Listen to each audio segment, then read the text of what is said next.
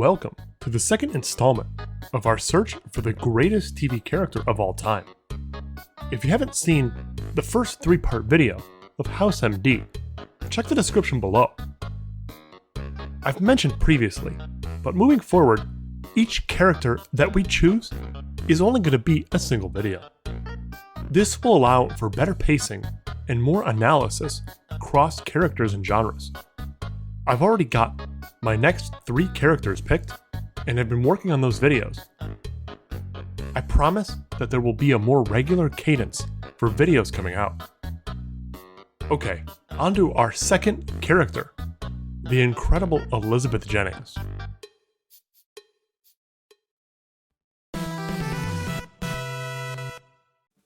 The Americans. One of the best TV dramas in the last couple decades. Impeccable writing, a hooking, nuanced premise, and terrific acting. I'm not sure how well the show did as far as ratings and popularity, but I do know that viewers that experienced it are lucky. The show is an intelligently crafted period spy drama that sometimes feels too smart for its own good. Okay, I know that doesn't make any sense. It's a smart show, and it makes you feel smart for watching. It's very complex without being too complicated. There aren't 50 convoluted subplots going on at the same time. It's straightforward and a rewarding watch. Before we go any further, I think I want to preface this by saying I'm going to do my best not to give spoilers. There might be some very light ones, like you might see a clip of something, but I'm going to do my best to hide the closing character arc and not show the show's end events. If you haven't seen the show, you're mostly safe. I'm not going to promise anything, but I'm really going to try hard not to go into supreme detail. With House, it was a little bit different, right? The show ended like 11 years ago. The Americans ended in 2019, so if you haven't seen it, I recommend it, but it shouldn't spoil anything for you. Okay. Before we get into our main badass of the hour, let's give some background on the show premise, in case you haven't seen it. The Americans was a TV show that premiered on January 30th, 2013 on FX. The show follows Elizabeth and Philip Jennings, a beautiful and happily married couple living on the outskirts of suburban DC. They own their own business, a travel agency, are raising 2 beautiful children, and are living a comfortable American dream in the early 1980s. They just have one little secret, that they're actually not American, they're Russian spies living undercover during the Cold War. They run operations while living in the US, blending in among us, committing espionage, gathering intel, and assassinating necessary targets that would dare oppose Mother Russia. Wait, I thought the show was called The Americans. Shut up! I'll be honest, I'm not personally into most spy shows or movies, but this show feels different right from the jump. The pilot episode really grabs you, and what an interesting idea too. The fact that Elizabeth and Philip blended in plain sight. We find out that they've been living in the US for 15 years. They even had their kids in the US, and they don't even know who they are. The show starts when the Jennings get a new neighbor, the Beamans family. They seem so nice and friendly until we find a little thing out about Stan. What do you do, Stan? I'm an FBI agent. I work in counterintelligence now. Counterintelligence? That's against spies, right? Exactly. Ooh. Have to make sure I don't do any spying around here. I mean, come on, this premise starts so hot right out of the gate. There's so much potential here. Do Elizabeth and Philip befriend their new neighbor and try to cozy up to him and manipulate him for information? Or is this a signal that their cover in America might be blown? What about their kids, who are going to be teenagers soon? How do they continue to hide the fact that they're not American? I mean, this is great.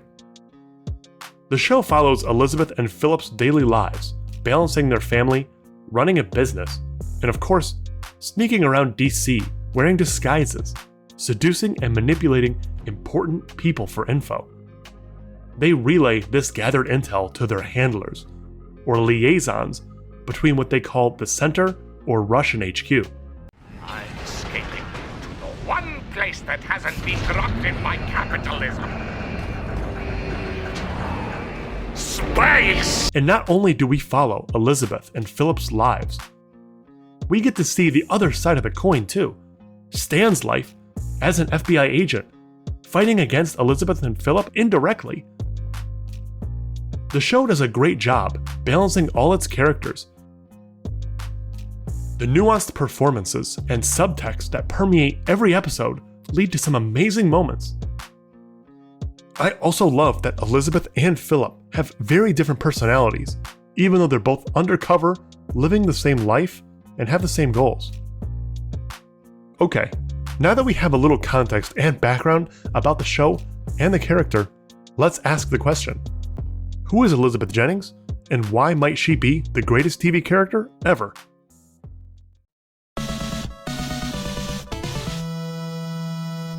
Elizabeth was born Nadezhda Borisovna Popova in Smolensk, Soviet Union in 1940.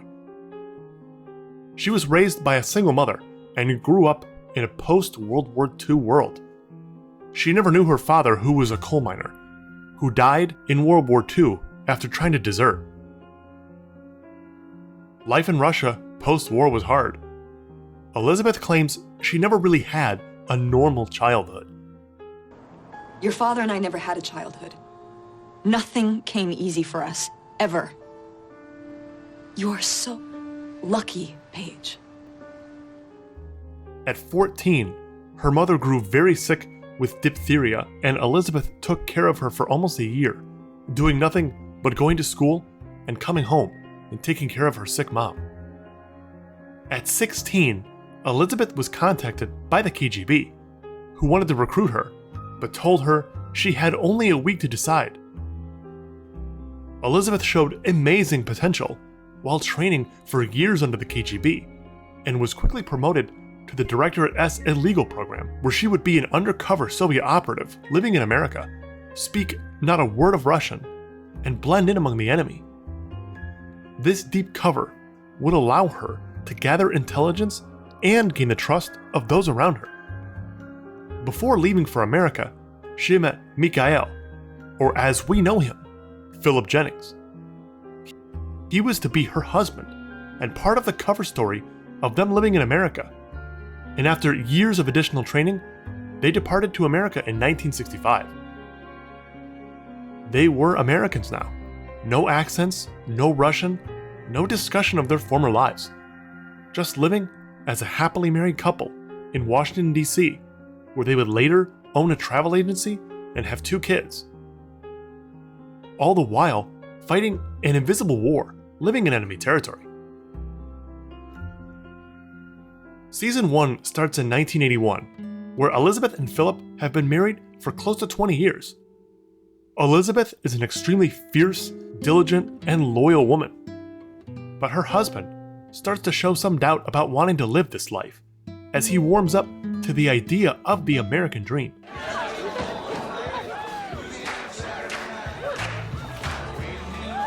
I find it ironic that he is dancing better than everyone else there. My guy, stop having so much fun. This show leans into this a lot too, and it makes for an amazing dialogue. These two have amazing chemistry on screen together. In fact, they're actually a couple in real life. Do me a favor, look up how they got together. I'm not gonna go into that. I did have an idea to try to do both of the characters as kind of a 2-for-1 package, but I realized that wouldn't be great this early on in the series, and it would be hard. It's really hard to choose one over the other, because they're both really compelling, interesting characters. And as I've said, their goals are really similar, and they feel like 2 halves to a whole. But they're so different in so many ways. The show does an amazing job of showing a kind of ebb and flow with each of their feelings, frustrations, mistakes, and seeing the other one pick up the pieces is brilliant. I do find Elizabeth to be a little bit more compelling and interesting of a character. Don't get me wrong, Matthew Rhys does a fantastic job as Philip. And The Americans is a phenomenal show. The main duo are one of the best, well-written couples you'll ever see on TV.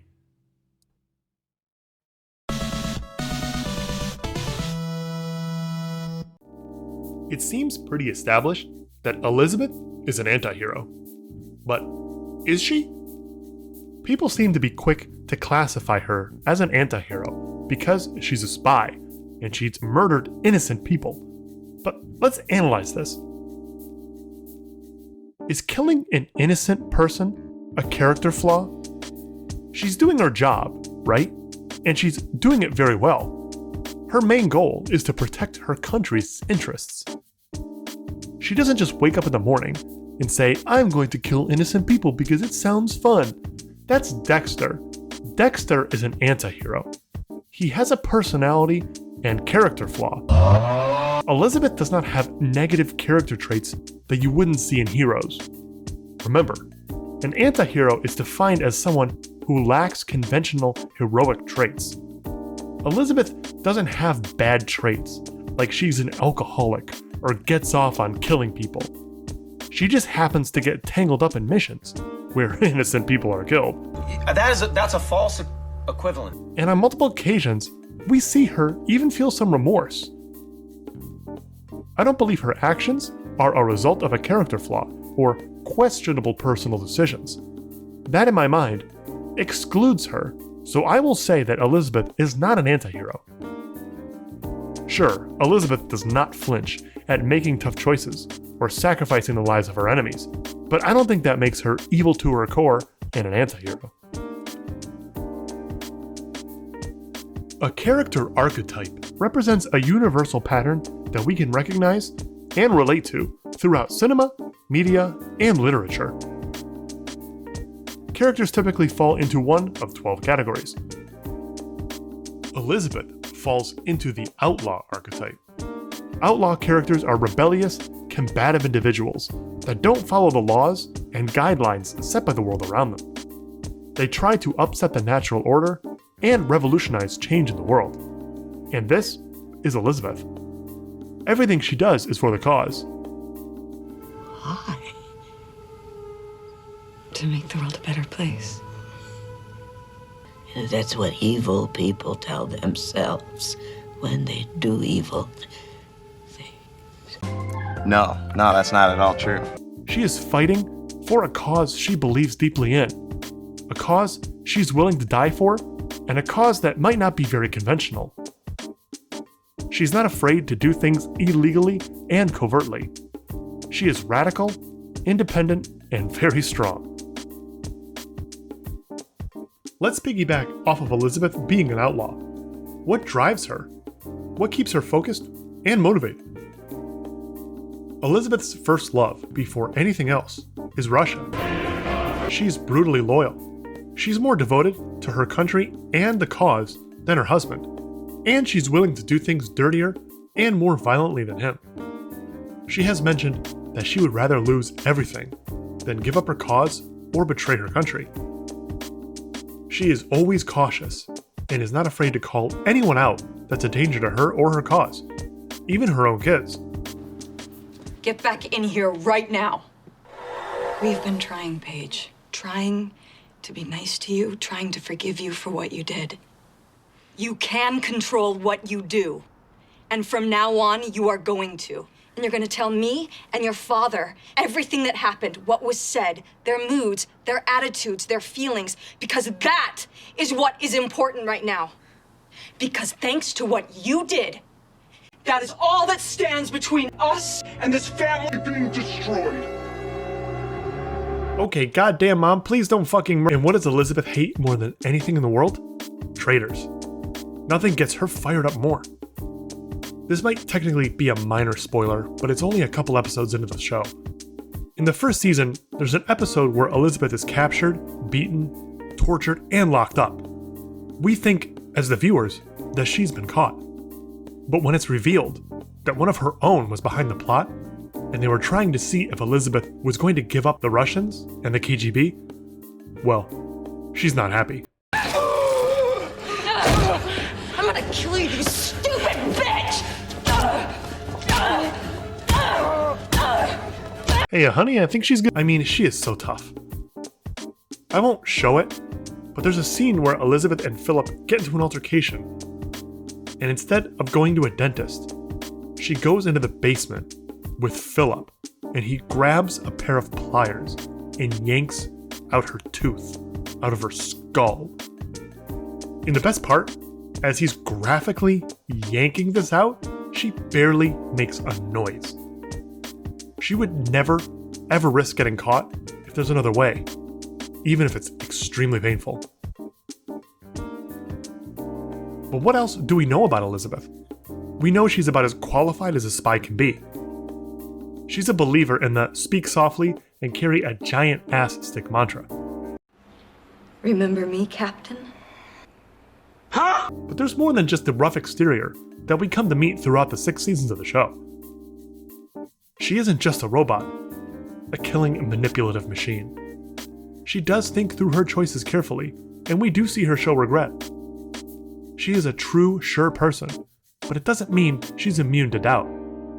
I mean, she can also be a goofball. Well, maybe Carrie Russell. You're not gonna kill me, are you? Let's now take a deep dive into Elizabeth's intelligence and personality. I recognize there are a ton of different angles to approach this. I could cover a myriad of different cognitive and personality assessments, but let's keep things a little bit more simple. Predicting Elizabeth's IQ, or intelligence quotient, is going to be a little troublesome. We are never explicitly given hard evidence that we could equate to a raw number for her intelligence. We are given quite a bit of backstory about how she ascended the ranks of the KGB quickly and was promoted to the S-Director Illegals program, or the whole reason she went to America. To be in this program, the agents had to be trained physically, emotionally, and mentally to withstand being in deep cover for 10, 15, or even 20 or more years. We can make an assumption that for Elizabeth to be in this very elite program, she had to be the peak talent of physical prowess and intelligence. Due to this assumption, I'm going to put her IQ at 120. This may not seem high, but this actually puts Elizabeth in the 91st percentile of raw intelligence.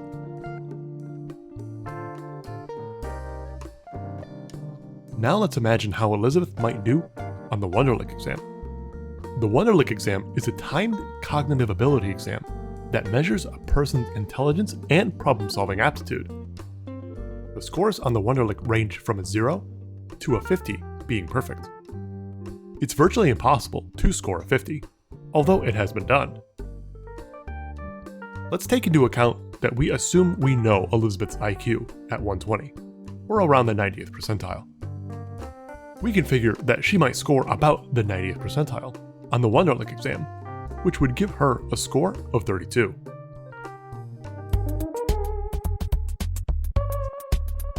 Let's think about this.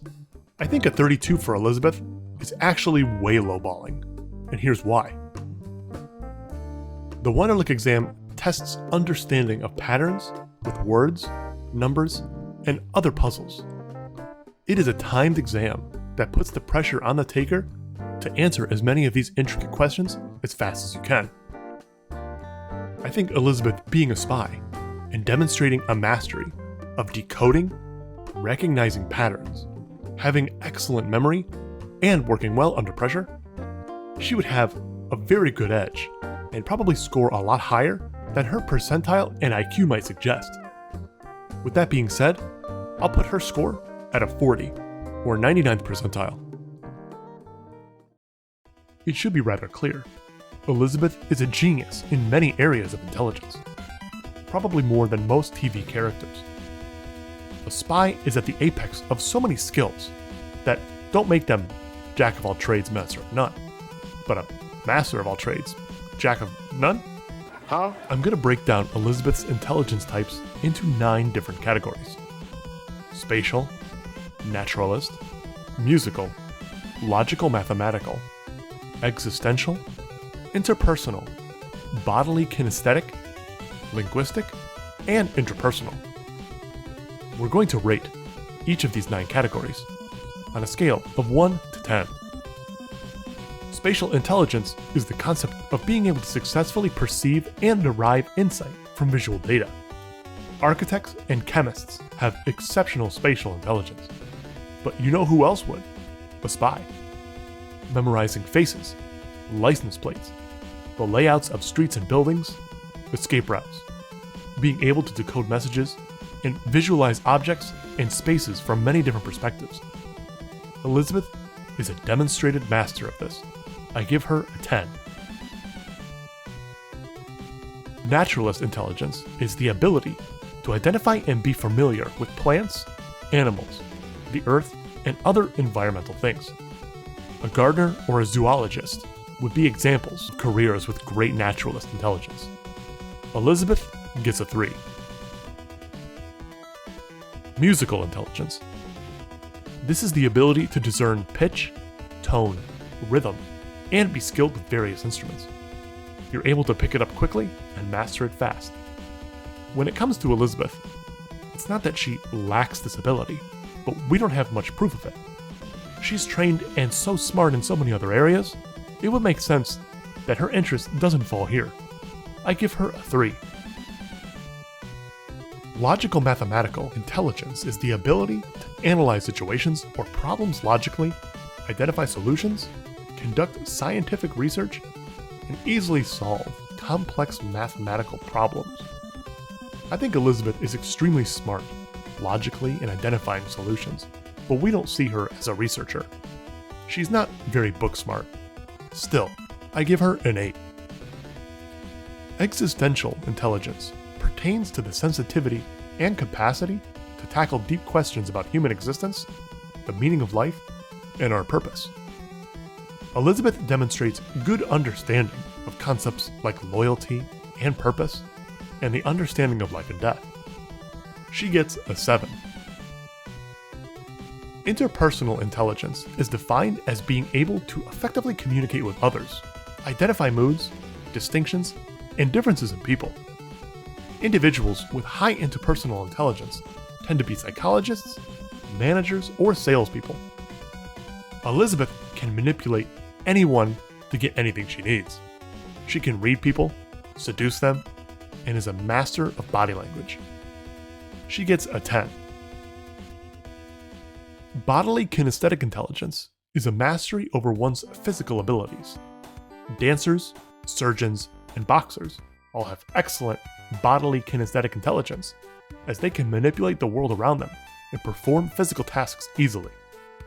Elizabeth has extremely high bodily kinesthetic intelligence. She's in peak physical form, a demonstrated master of hand-to-hand combat, and can use a variety of weapons effectively. She gets a 9. Linguistic mastery is the intelligence related to a broad vocabulary, reading, writing, and grasping other languages. Let's not even pretend. Coming to America in her 20s and having a mastery of the language over people that are native to the country, it's a no-brainer. She's a 10. Intrapersonal intelligence is the mastery over your own emotions. And while Elizabeth has excellent self-discipline and has a stronger will than almost anyone, we don't see her becoming too concerned or wrapped up in her own emotions. She doesn't prioritize taking time for herself or reflecting on her feelings.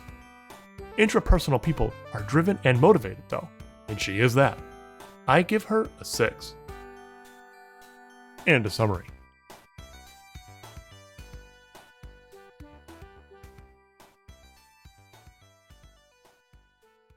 Let's switch gears to several personality inventories and assessments. Let's look at Elizabeth through the lens of the Myers-Briggs Type Indicator, or MBTI.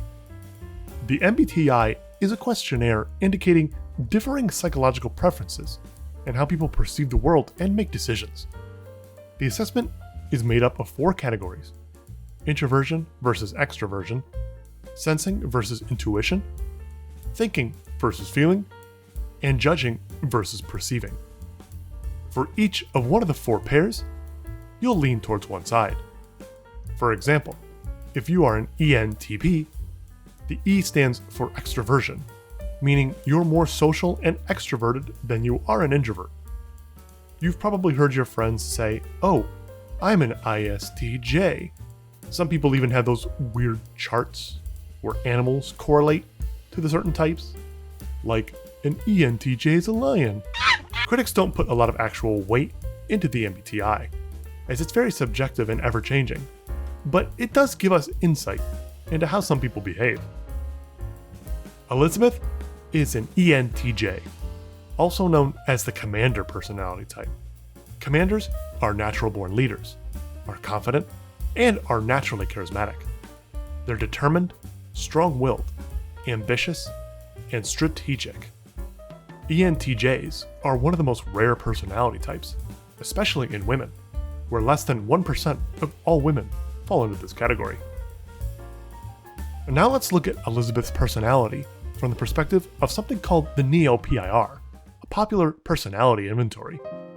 The Neo-PIR is a psychological questionnaire that assesses an individual on 5 different scales, also known as the 5-factor model.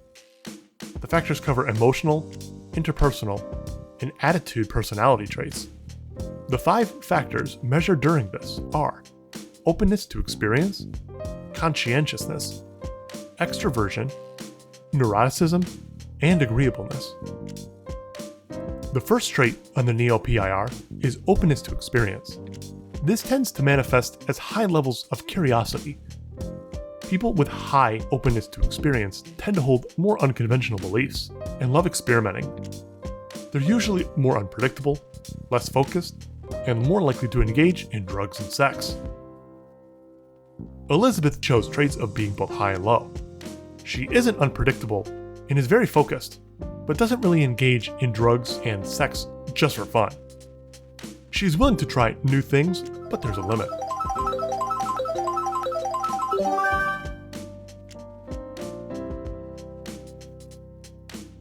Conscientiousness is the measure of an individual's self-discipline and awareness of how they impact others.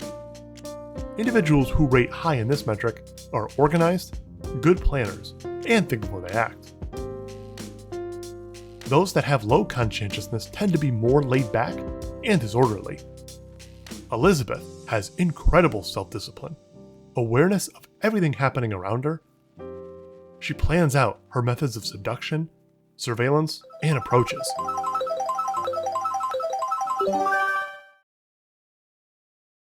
The third factor in the Neo-PIR is the extroversion dimension. Extroverts tend to be engaged in the outside world. They have a lot of energy, love talking, and love being the center of attention.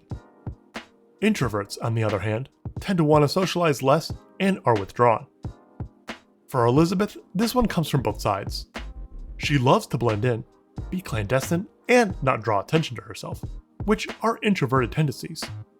It doesn't mean she's an introvert, though. It means it's how she needs to operate while living as a spy in America. I think if given the chance, she would be more lively and engaged. And I think that if she wasn't constantly looking over her shoulder, she'd enjoy life a little more.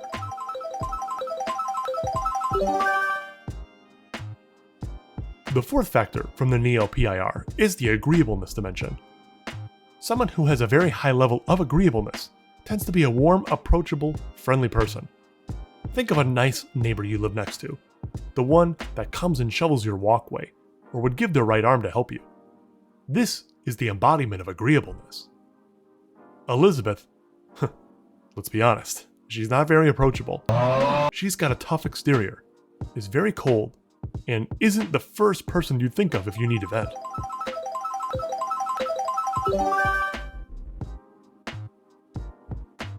The last personality trait on the Neo-PIR is neuroticism. Individuals with high levels of neuroticism tend to be more moody and experience feelings like sadness, anxiety, and anger more often. They're often described as being self-conscious and shy, and definitely have trouble controlling urges. Elizabeth does display some of these behaviors. we don't see her get jealous when her husband is off sleeping with other people. We also don't really see her get anxious or express loneliness. We do see her get angry and have outbursts of frustration where she can't control her emotions. So, in my humble opinion, she falls right in the middle again.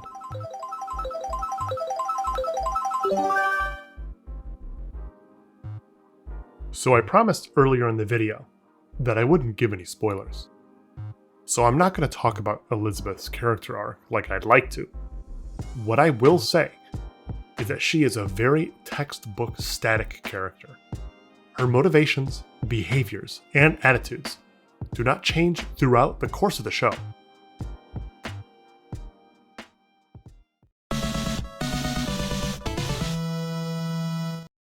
Now that we have a good understanding of the show, the character, and Elizabeth's personality, we can rank her on a set of predetermined metrics. We'll be looking at 6 different categories of dimensions and give her a grade on each from 1 to 10.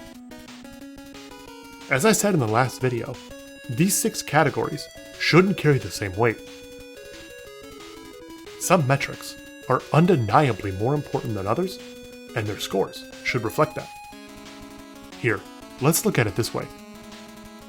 I'm going to break down the 6 metrics we measure Elizabeth in into 3 categories. The yellow middle category, or normal weight, will be out of 10 points each.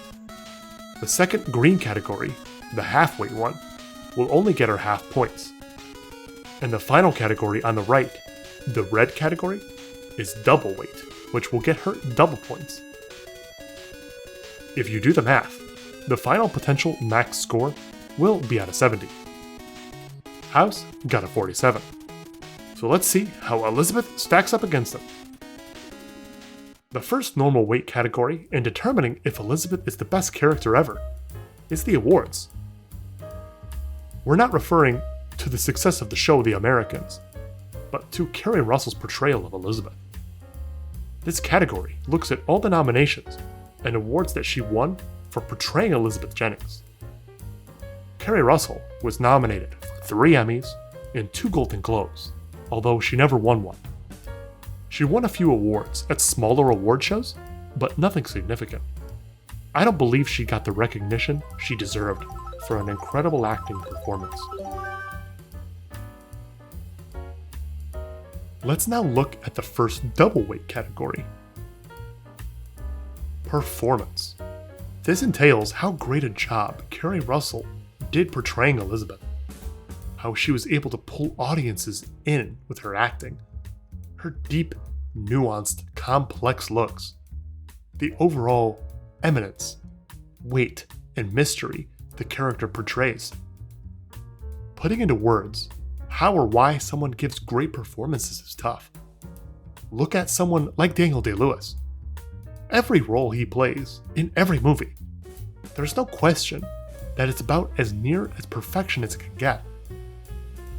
Kerry Russell did an amazing job portraying Elizabeth.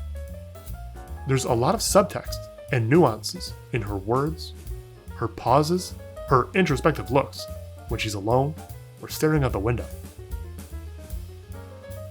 Take this for example. When we see her listening to her mother's tapes from Russia, look at the emotion.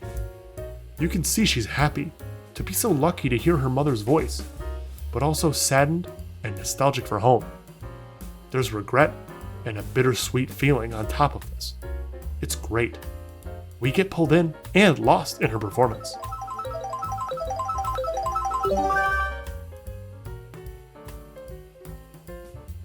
Now, let's see how Elizabeth does on the first half weight category. The carry factor refers to how much the character and performance carries the show. How integral are they to the plot? How much does Elizabeth shoulder the load of the whole series? She is one of 2 main protagonists, so she's important. But she's not the only amazing actor, and not the only important character. There's Philip, Stan, Martha, and so many others. She's important, and the show wouldn't exist without her. but she's not House levels of carrying.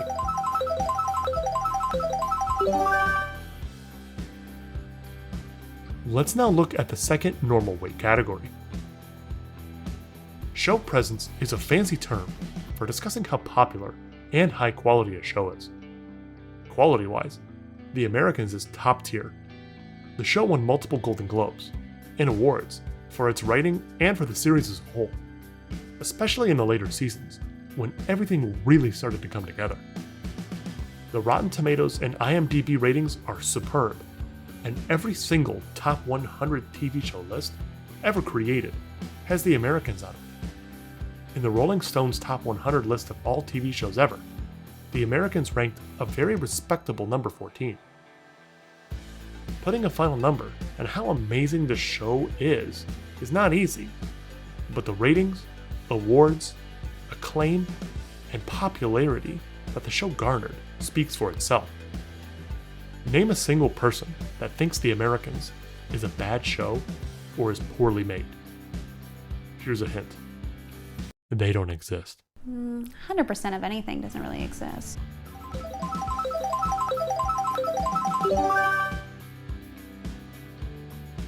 Let's look at the second half weight category before we go into the second double weight one. Is Elizabeth unique compared to other TV greats? Well, for starters, her name is not original. Well, her American name. But if we boil it down to her character traits, Russian spy, living in America, trained as a master assassin, manipulator, intelligence gatherer, putting on a smile for neighbors, lying through her teeth till the final moments of the show. I promise that's not a spoiler. She's unique. She is inspiring and empowering and gripping.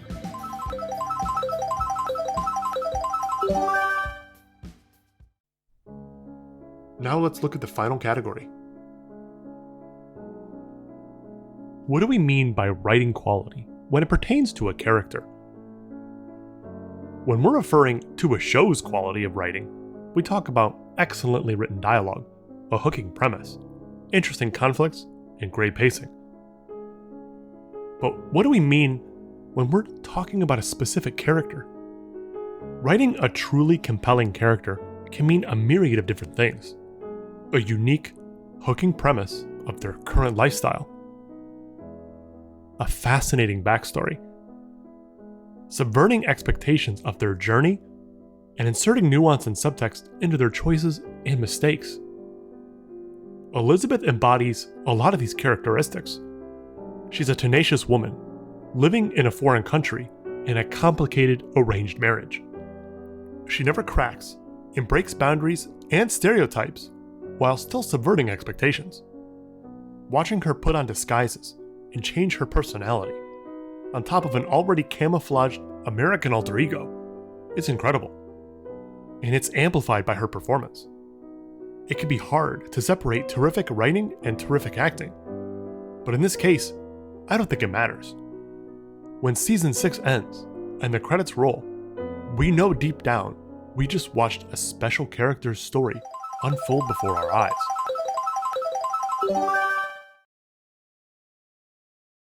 So when we add it all up,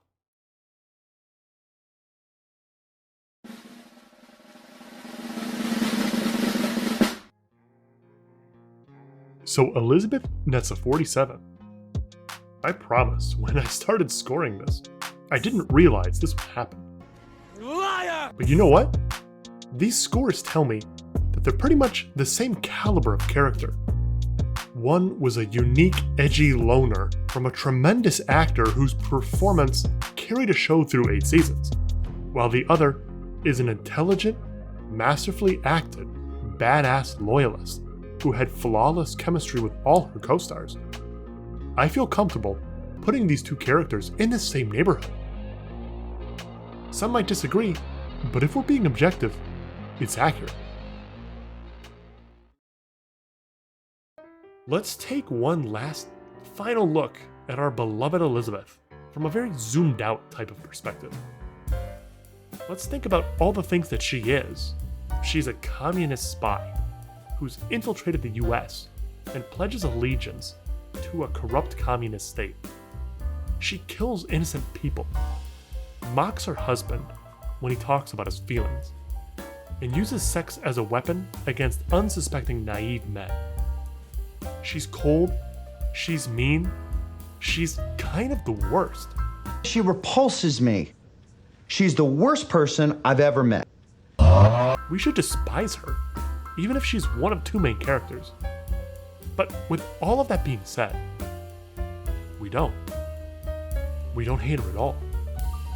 Kerry Russell's excellent performance, an absolute far cry from the cute, innocent Felicity we've grown to love years ago, alongside a perfectly executed narrative for her and the show. We cannot help but fall in love with her. We respect Elizabeth. We're terrified of what she'll do. But we also feel empathy towards her because we know she's had to endure terrible things growing up as a poor Russian girl. Terrible things she's experienced as a woman. Terrible things as a human being. We relate to her frustrations, her regrets, her loyalty, and her caution. On the surface, she appears to be a simple, devoted killer, willing to murder anybody who gets in the way of her mission. But the truth is, what lies beneath is a hell of a lot more complex than that. This was such a satisfying video to make, and I appreciate you all tuning in. Here's a hint of who's up next. Bitch! Jesus! I'll talk to you all soon. Thanks again.